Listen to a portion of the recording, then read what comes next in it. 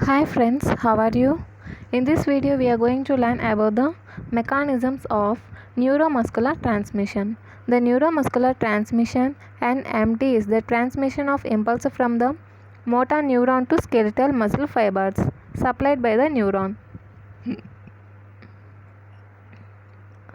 The mechanism involved in neuromuscular transmission are broadly divided into three parts: presynaptic event, synaptic left event and postsynaptic events. Okay, first presynaptic events. The purpose of presynaptic mechanism is to release acetylcholine into the synaptic cleft.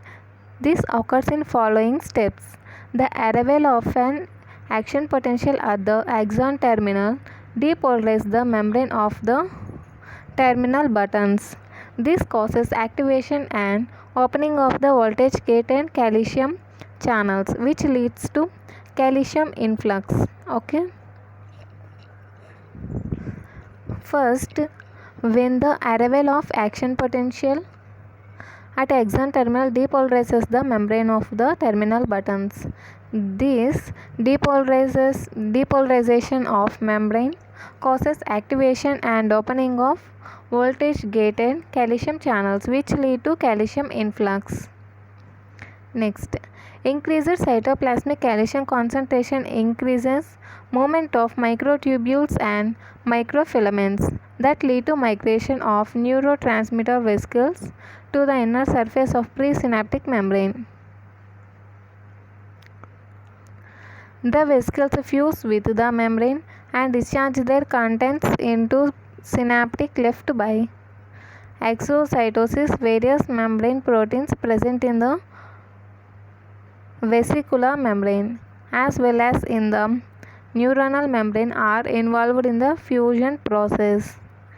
Effective interaction between synaptobrevin, a vesicular membrane protein, with synaptin, a neural membrane protein.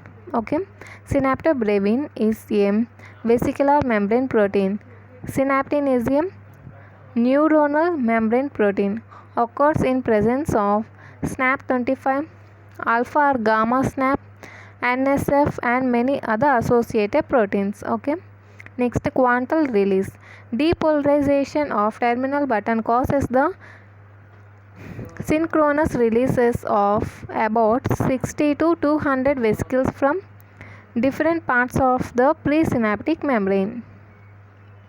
All the vesicles are roughly of the same size. Each vesicle contains around 4,000 to 10,000 acetylcholine molecules. The vesicle are the multimolecular packet of acetylcholine is known as quantum, and the process of release is known as quantal release of neurotransmitters.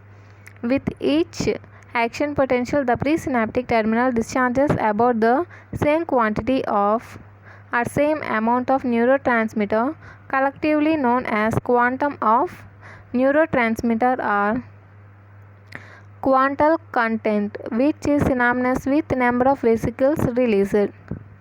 Next, events at the synaptic cleft. The released acetylcholine molecules diffuse across the synaptic cleft.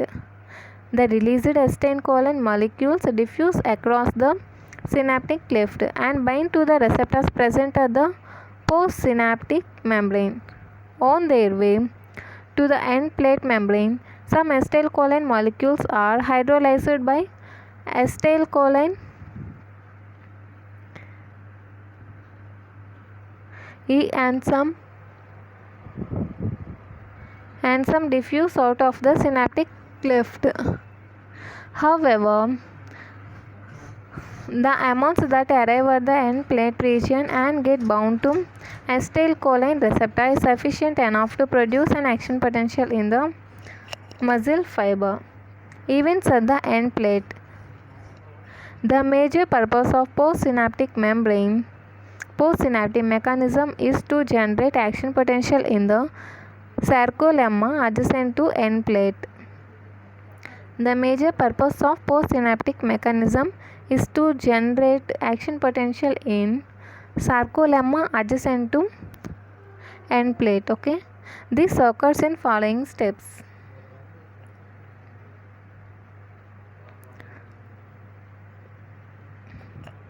The binding of acetylcholine to acetylcholine receptor in the end plate membrane allows sodium ion influx, reducing a rapid local depolarization of the motor end plate known as end plate potential.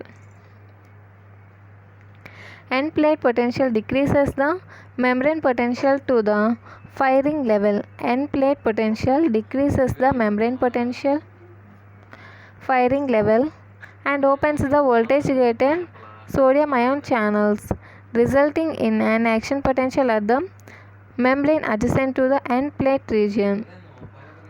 The voltage gated sodium ion channels are present all over the sarcolemma. The action potential propagates along the sarcolemma and T-tubule network, activating the contractile machinery. As the motor end plate is present at the middle of the muscle fiber, action potential propagates in both the directions. Okay.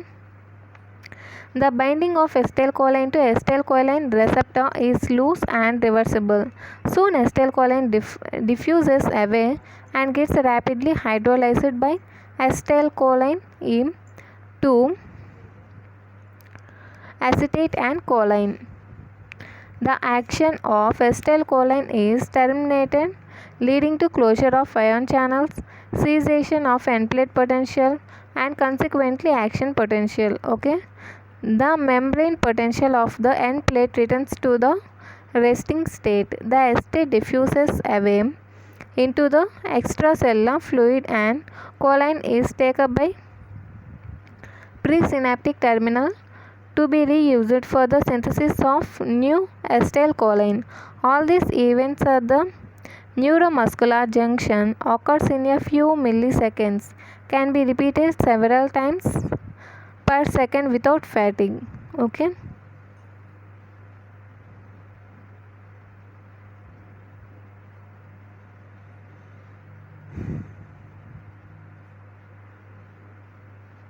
Coming to the flow chart.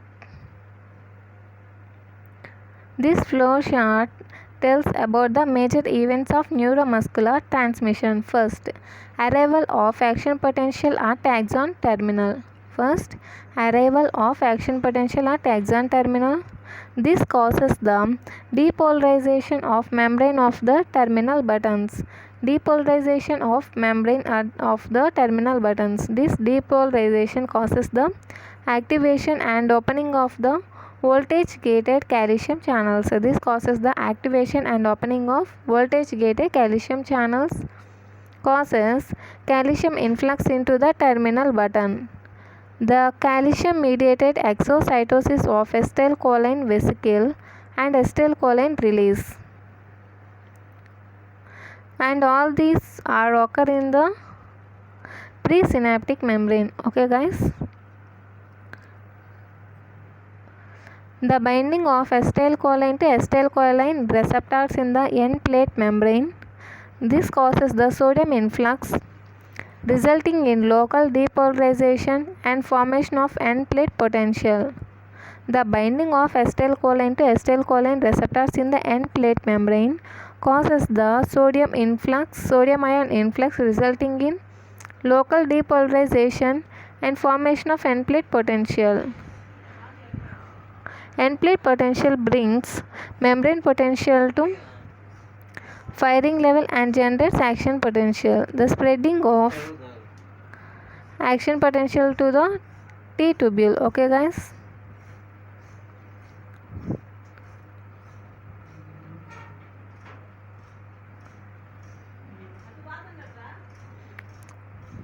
If you like this video, like, share and subscribe. Thank you.